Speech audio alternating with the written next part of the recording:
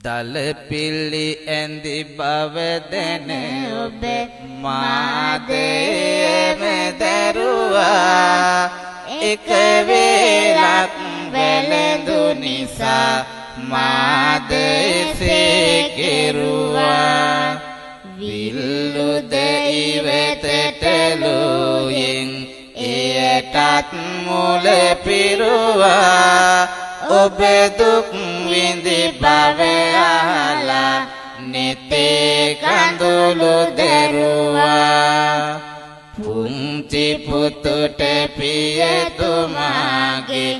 අඩුවක් නැහැ දුන්නේ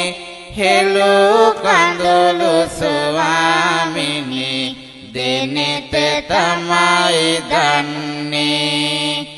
පතිදම් කුලදම් රැකගෙන රජමැදුරෙම උන්නේ ඇයි දැන් ඔය පිට පාරෙම ඔබ යන්නට යන්නේ සිදුහත් හිමි බුදු වේයි මම තනියම පැතුවා ජීවිතේ